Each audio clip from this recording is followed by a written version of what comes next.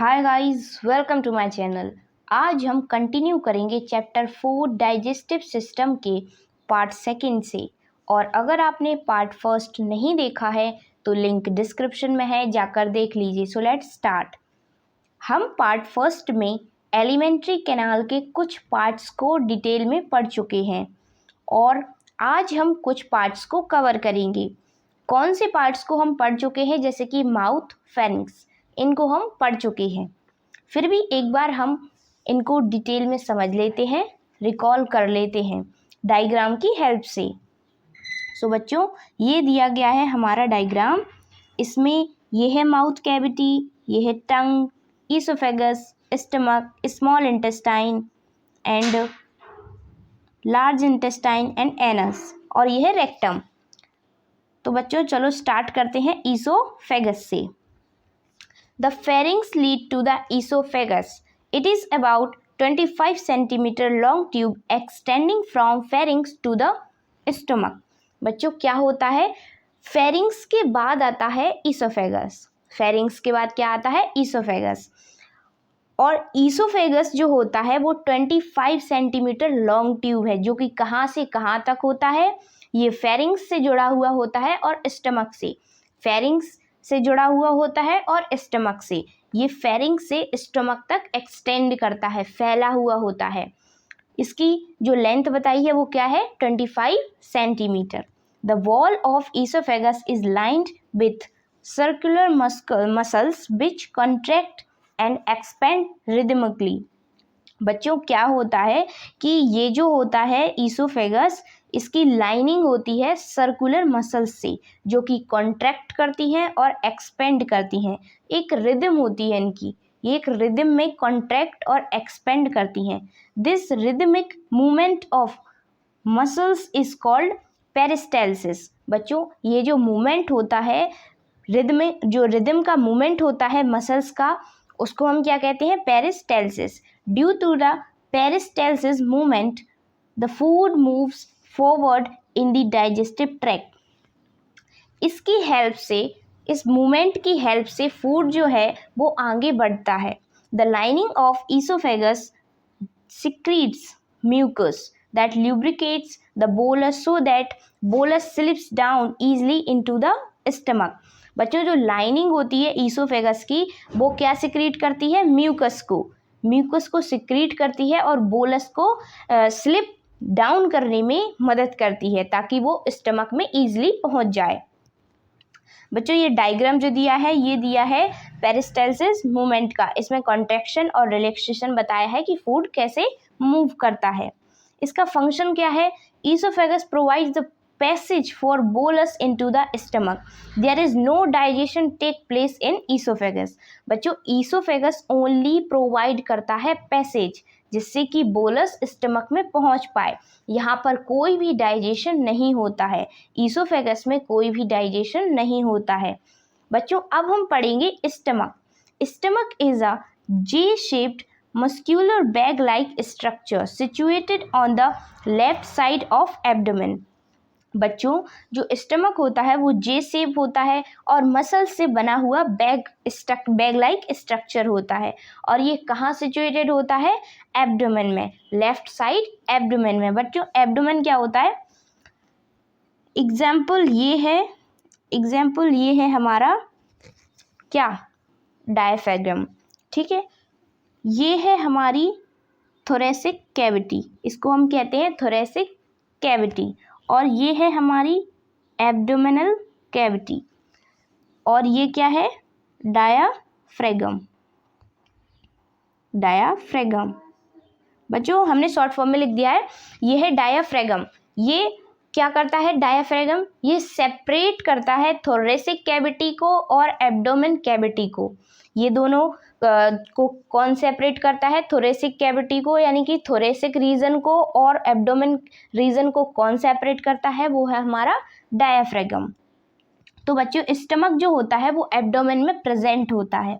When empty it is of same size as a large sausage, but it can stretch to size of a lemon. जब ये बच्चों छोटा empty होता है, means खाली होता है, तो ये इसकी साइज स्मॉल होती है। कैसी, कितनी होती है? लार्ज सॉसेज की तरह। और जब ये स्ट्रेच, बट ये स्ट्रेच भी कर सकता है लेमन की साइज तक। The upper end of stomach is attached to the oesophagus and the lower ends open up in small intestine. क्या होता है बच्चों? जो इसका अपर एंड होता है स्टमक का, वो किससे अटैच होता है? ईसोफेगस से। और जो लोअर एंड होता है वो स्मॉल इंटेस्टाइन से अटैच होता है। फंक्शन क्या होता है स्टमक का? The stomach churns the food and mix it with digestive juice. After then it passes the food on to the small intestine for further digestion। बच्चों क्या होता है, स्टमक जो होता है वो मिक्स करता है फूड को किसके साथ? डाइजेस्टिव जूस के साथ। और मिक्स करने के बाद ये पास करता है फूड को स्मॉल इंटेस्टाइन में। इसके बाद स्मॉल इंटेस्टाइन में जाता है फूड फर्दर डाइजेशन के लिए। It also provide acids and digestive juice to the churned food। ये एसिड भी प्रोवाइड करता है और डाइजेस्टिव जूस भी प्रोवाइड करता है फूड को। Small intestine is a coiled tube about 6 metre long and about 2.5 centimetre wide. बच्चों स्मॉल इंटेस्टाइन एक कॉइल ट्यूब है। एक क्या है स्मॉल इंटेस्टाइन? Coil tube. बच्चों इसमें आपको दिख रहा होगा कि स्मॉल इंटेस्टाइन जो दिया है, देखिए ये दिया है, ये कॉइल ट्यूब लाइक स्ट्रक्चर है। देखिए ये स्मॉल इंटेस्टाइन दिया हुआ है, तो स्मॉल इंटेस्टाइन क्या है? Coil like structure. It lies in a coil form in the abdomen. ये भी एब्डोमेन में प्रेजेंट होता है। It consist of mainly 3 parts. इसके 3 पार्ट्स होते हैं। एंटीरियर पार्ट को हम ड्यूडेनम कहते हैं, मिडिल पार्ट को हम जोजनम कहते हैं, and the posterior part is called ileum. समझिए, ड्यूडेनम जो होता है वो स्टमक से अटैच होता है। स्टमक से अटैच क्या होता है? ड्यूडेनम। मिडिल जो पार्ट होता है वो होता है जियोजेनम। और इलियम जो होता है वो किससे अटैच होगा? लार्ज इंटेस्टाइन से। लार्ज इंटेस्टाइन की स्टार्टिंग होगी और स्मॉल इंटेस्टाइन की एंडिंग होगी। उस पार्ट को हम क्या कहेंगे? इलियम।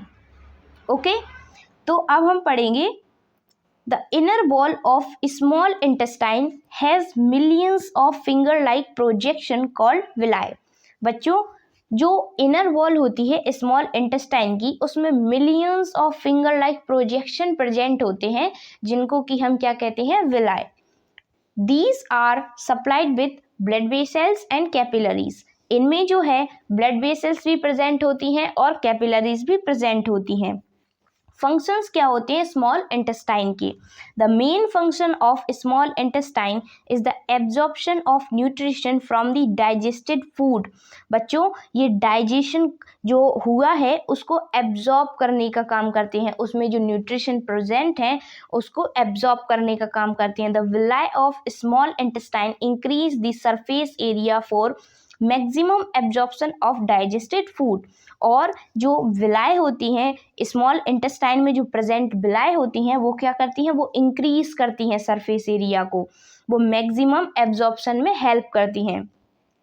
ये देखिए विलाय दी हुई है, दिस इज विलाय। ब्लड वेसल्स भी प्रेजेंट होती हैं और कैपिलरीज भी इनमें प्रेजेंट होती हैं। अब बच्चों ये है लार्ज इंटेस्टाइन और रेक्टम एंड एनस। 3 पार्ट्स को साथ में पढ़ेंगे। Large intestine is 1.5 metre long. Large intestine जो होती है वो कितनी मीटर लॉन्ग होती है? 1.5 metre long. It extend from ileum to the anus. ये कहाँ से कहाँ तक होती है? ये इलियम से एनस तक फैली हुई होती है। It also has 4 parts. Caecum, जिसको कि हम क्या कहते हैं? Blind pouch, into which ileum of small intestine open. जहाँ पे स्मॉल इंटेस्टाइन ओपन होती है मीन्स स्मॉल इंटेस्टाइन की एंडिंग होती है और लार्ज इंटेस्टाइन की स्टार्टिंग होती है, तो उस पार्ट को हम क्या कहते हैं? लार्ज इंटेस्टाइन के सीकम। और सीकम कहाँ तक ले जाती है? कोलोन तक। Caecum leads to colon, the colon leads to small tube called rectum, और जो कोलोन होता है वो किससे अटैच होता है? रेक्टम से। At the end of rectum is a small opening called anus, और रेक्टम के एंड में एक स्मॉल ओपनिंग होती है जिसको कि हम क्या कहते हैं? Anus. The anus has two sphincter, anus में 2 स्फिंक्टर होते हैं। The pressure of faeces on sphincter causes the urge to defecate. बच्चों क्या होता है? जब प्रेशर लगता है फीसिस का स्फिंक्टर पे तो हमें लगता है क्या? कि हमें अब वॉशरूम जाना है। अब देखिए हम इसको डायग्राम फॉर्म में पढ़ते हैं लार्ज इंटेस्टाइन को। बच्चों ये है सीकम, ये है रेक्टम, और रेक्टम के नीचे क्या दिया हुआ है? एनस। चलिए अब हम आगे पढ़ते हैं। ये क्या है? फंक्शंस। इसके फंक्शंस क्या है बच्चों? The main function of large intestine is to absorb water from remaining undigested food. बच्चों ये जो होता है लार्ज इंटेस्टाइन जो होता है वो एब्जॉर्ब करता है वाटर को, जो कि अनडाइजेस्टेड फूड बचा हुआ है उसमें से वाटर को एब्जॉर्ब करता है। It throws the solid waste from the body through the anus, और ये बॉडी से बाहर निकाल के फेंक देता है सॉलिड वेस्ट को, जो कि यूजफुल नहीं है। तो बच्चों यहाँ तक हम समझ चुके हैं। अब फैक्ट जोन दिया है, in the pharynx and oesophagus no digestion of food take place. बच्चों फेरिंग्स में और ईसोफेगस में कोई भी डाइजेशन नहीं हुआ। The food is simply swallowed by the pharynx and then passes into the esophagus। बच्चों ओनली यहाँ से पास हुआ है फूड, फेरिंग से पास हुआ है फूड, और ईसोफेगस से भी। In the oesophagus peristaltic movement of muscles passes the bolus into the stomach. बच्चों बोलस को स्टमक में पहुंचाने का काम पेरिस्टाल्सिस मूवमेंट करता है। एनरिचमेंट डाइजेस्टिव सिस्टम के बारे में दिया हुआ है इसमें। Almost all animals have a tube like digestive system in which food enters the mouth, passes through a long tube and get digested. बच्चों ज़्यादातर सभी एनिमल्स में tube like digestive system present होता है, जिसमें कि फूड एंटर करता है माउथ से और पास करता है लॉन्ग ट्यूब से और डाइजेस्ट हो जाता है। The undigested part move out as faeces through the anus, और एनस के द्वारा फीसिस के फॉर्म में अनडाइजेस्टेड पार्ट रिमूव हो जाता है। The smooth muscles in the wall of tube rhythmically and efficiently moves the food through the system where it is broken down or digested or into absorbable form। बच्चों और इसी system में क्या होता है? ब्रोकन डाउन होता है। सबसे पहले जो कॉम्प्लेक्स फूड होता है वो सिंपल फूड में टूटता है और एब्जॉर्बेबल फॉर्म में बनता है, और जो अनडाइजेस्टेड फूड होता है उसको रिमूव कर दिया जाता है। अब बच्चों पढ़ेंगे हम क्या? Associative digestive glands. ग्लैंड्स कौन कौन से प्रेजेंट होते हैं? मैंने अभी बताया कि पहले हमने क्या पढ़ा है? एलिमेंट्री कैनाल्स के पार्ट्स, सभी पार्ट्स हम डिटेल में पढ़ चुके हैं। अब हम पढ़ेंगे एसोसिएटेड जो डाइजेस्टिव ग्लैंड भी प्रेजेंट होते हैं। The human digestive system consist of the following digestive glands: salivary glands, liver and pancreas. All the 3 types of digestive glands are present outside the alimentary canal, while numerous gastric glands are present inside on the wall of alimentary canal। जो हमारा क्या होता है? Salivary gland, liver, pancreas, ये कहाँ present होते हैं? ये एलिमेंट्री कैनाल के आउटसाइड मीन्स बाहर प्रेजेंट होते हैं। और जो गैस्ट्रिक ग्लैंड्स होते हैं वो कहाँ प्रेजेंट होते हैं? वो वॉल पर प्रेजेंट होते हैं एलिमेंट्री कैनाल की। Functions of these associated digestive glands are as follows. salivary glands, there are 3 salivary glands present in the mouth cavity. बच्चों जो हमारा माउथ होता है वहाँ पर 3 salivary glands प्रेजेंट होते हैं। They are called as sublingual, parotid and mandibular. इनके नेम क्या है? Sublingual, parotid and mandibular. पहले आप इनको समझ लीजिए। ये देखिए बच्चों, ये है सबलिंगुअल। इसे हम सबलिंगुअल इसलिए कहते हैं क्योंकि ये टंग के नीचे होता है। इसकी हम पोजीशन बता रहे हैं आपको, ये टंग के नीचे होता है, इसलिए हम इसे सबलिंगुअल ग्लैंड कहते हैं। सब मैंडिबुलरी, इस ये जो हमारा लोअर जो होता है और अपर जो होता है उसको मानते हैं कि ये दोनों के बीच में प्रेजेंट होता है। और जो पैरोटिड ग्लैंड होता है वो चीक्स के पास प्रेजेंट होता है। वो कहाँ पर प्रेजेंट होता है? चीक्स के पास। तो कौन कौन से सैलिवरी ग्लैंड्स हैं? Sublingual, parotid and mandibular. They secrete saliva which helps in moisture of ingested food. बच्चों, ये क्या सिक्रीट करते हैं? सैलिवरी ग्लैंड्स सलाइवा, जो हमने इंजेस्ट किया है फूड उसको मॉइस्चर प्रोवाइड करते हैं। The saliva also helps in digestion of carbohydrate।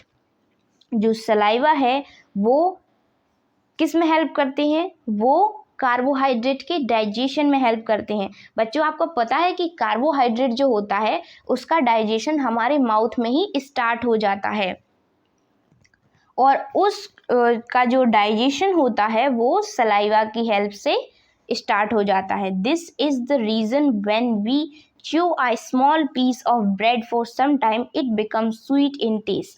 यही रीज़न है कि अगर हम छोटे पीस को ब्रेड के कुछ टाइम तक च्यू करते रहें, मीन्स चबाते रहें, तो क्या होगा? हमें थोड़ी देर बाद उसका टेस्ट जो है वो स्वीट लगने लगेगा, क्योंकि क्या हो गया है? कार्बोहाइड्रेट का डाइजेशन स्टार्ट हो चुका है। लीवर। बच्चों, अगला जो हमारा ग्लैंड है वो क्या है? लीवर।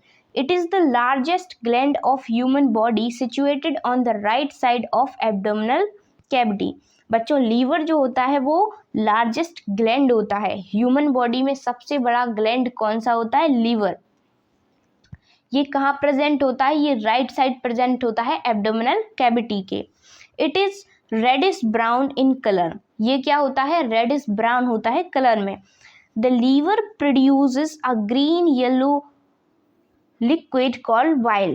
बच्चों, लीवर जो होता है वो क्या प्रोड्यूस करता है? ग्रीन और येलो लिक्विड को, जिसको कि हम क्या कहते हैं? Bile. The bile help in breaking down of large fats molecules into small fats droplets for easy digestion of fats. बच्चों, जो वाइल होता है वो क्या हेल्प करता है हमारी? वो लार्ज फैट मॉलिक्यूल्स को स्मॉल फैट ड्रॉपलेट्स में चेंज करता है ताकि फैट्स का डाइजेशन हो पाए। The liver also regulates blood sugar level and controls the storage of carbohydrate in our body. और जो लीवर होता है वो sugar level, blood sugar level को भी कंट्रोल करता है और कार्बोहाइड्रेट को भी कंट्रोल करता है जो हमारी बॉडी में प्रेजेंट है। बच्चों, अब हम पढ़ेंगे क्या? पहले गॉल ब्लैडर पढ़ते हैं। Gall bladder is a pear shaped organ located under the liver. बच्चों, जो गॉल ब्लैडर होता है वो पेयर शेप ऑर्गन होता है जो कि कहाँ प्रेजेंट होता है? लीवर के नीचे प्रेजेंट होता है। देखिए, हम देख लेते हैं। ये डायग्राम मैंने इसलिए लिया था ताकि आपको समझा सकूं गॉल ब्लैडर की लोकेशन। ये देखिए बच्चों, गॉल ब्लैडर यहाँ प्रेजेंट है।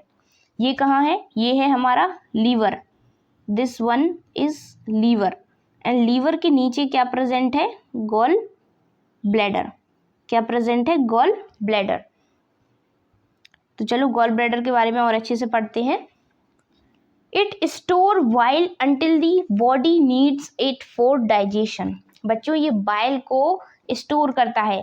वाइल को प्रोड्यूस कौन करता है? लीवर। और स्टोर कौन करता है? Gall bladder. It is connected to the liver. ये लीवर से कनेक्ट रहता है। And the duodenum portion of small intestine via bile duct. और ड्यूडेनम पोर्शन से भी कनेक्टेड होता है स्मॉल इंटेस्टाइन की। और किससे कनेक्टेड होता है? वाइल डक्ट के द्वारा। इसमें वाइल डक्ट भी होता है। देखिए, ये लोकेशन है वाइल डक्ट की और ये है हमारा gall bladder. This one is gall bladder. ये देखिए अटैच है वाइल डक्ट से। और ये जाके ड्यूोडेनम में मिल रहा है, तो ये ड्यूोडेनम से भी अटैच होता है, लीवर से भी अटैच होता है और ड्यूोडेनम से भी अटैच होता है। Pancreas, it is second largest whitish coloured digestive gland situated behind the stomach. बच्चों जो पेनक्रियास होता है वो सेकेंड लार्जेस्ट ग्लैंड है।